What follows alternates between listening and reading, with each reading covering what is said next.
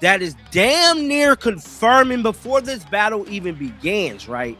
That Deshaun Watson is going to be the starting quarterback for the Cleveland Browns. And get this, it's only because the Browns paid him all that money. They need to get some work out of him. Some work out of him, bro. Now, we know Todd Monken has been stern on this battle. So you want to know what this tells me? This tells me Jimmy Haslam is about to ruin this season. This tells me it is a tank job about to go down. You want to know what else this tells me? This tells me that the Browns ain't drafting a quarterback this year. No, they're drafting one next year. That's what this, if this is true. Because I'm telling you right now, there's no way I can physically see Todd Monken not allowing Shedeur to start if he's better than Deshaun Watson. Now, I'm about to play a clip from this NFL.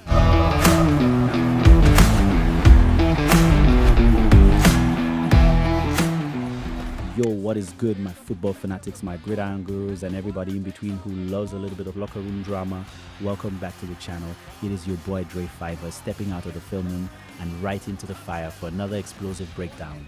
Make sure you get comfortable, grab your popcorn, and maybe a stress ball if you're a Cleveland fan, because today we are diving headfirst into a situation so messy, so downright backwards, that we are talking about the Cleveland Browns, we are talking about Todd Monken, we are talking about Deshaun Watson, and most importantly, we are talking about the utter disrespect being thrown in the direction of Shedeur Sanders. Every time you think the Browns have figured out how to act like a functional franchise, they remind you exactly who they are. Let's get straight into it, because the whispers coming out of the NFL insider circles right now are absolutely deafening, and if they are true, Shedeur is in serious trouble before he even takes his first official snap.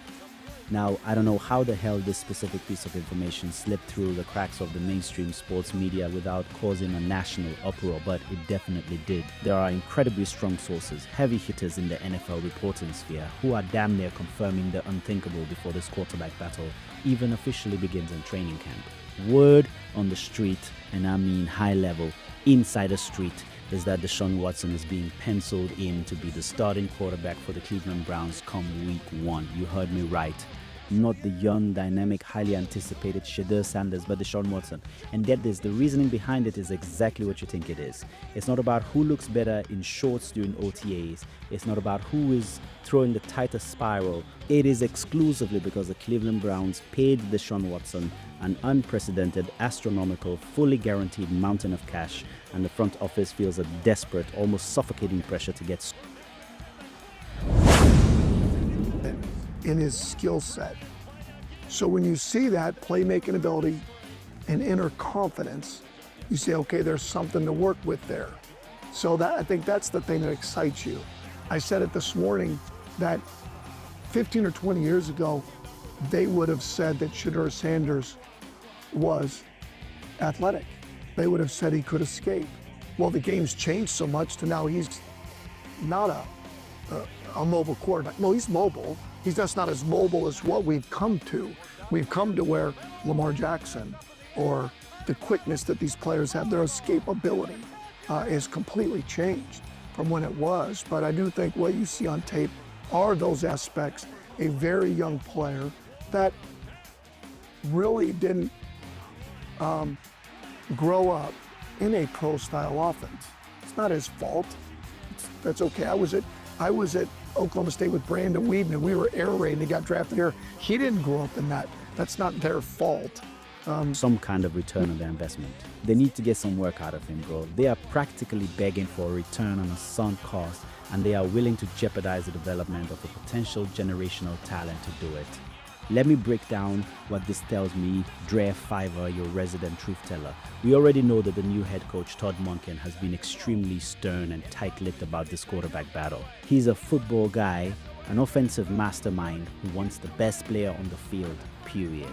So if Monken isn't the one eagerly crowning Watson as the starter. Here's the tape.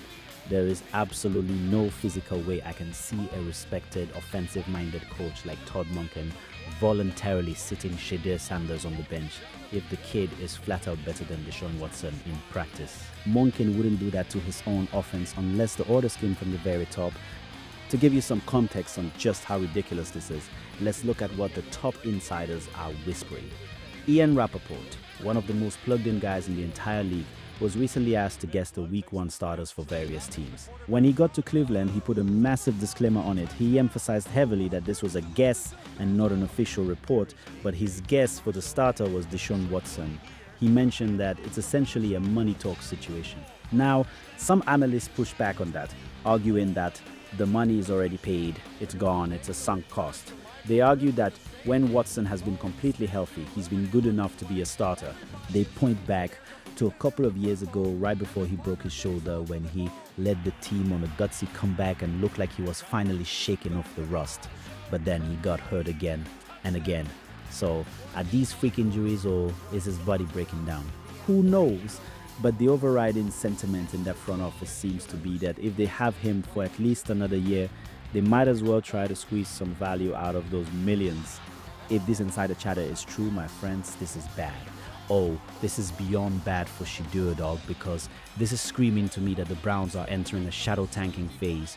Think about what this means for Shedeur after the season concludes. They are going to keep him strictly on the roster just to maintain the media buzz, to sell the jerseys, and to keep the primetime cameras pointing at Cleveland. Because let's be brutally honest for a second, as soon as Shedeur Sanders leaves that organization, guess what's going to happen to the Browns? Absolutely nothing. The stadium will go quiet, the national television slots will dry up, and no one outside of Ohio is going to care about the Cleveland Browns. I just want all of your Cleveland fans to know that deep in your souls, when the Sanders circus eventually packs its bags and leaves town because the front office completely fumbled the bag, some of y'all's favorite content creators are going to be clutching the air, crying about the lost views and the lost money. Because I'm telling you right now, if the Browns actually go through with this and start Watson over a clearly superior Shedeur, it is going to get ugly. And I don't mean a little bit messy, I mean it is going to get ugly quick. Imagine week 1, the lights are on, and Deshaun Watson trots out there. If he comes out and looks even a little bit bad, I'm talking if he misses a simple check down, if he sneezes wrong, if he takes a weird step back in the pocket, the media is going to have an absolute field day with the Cleveland Browns. The pressure will be thermonuclear.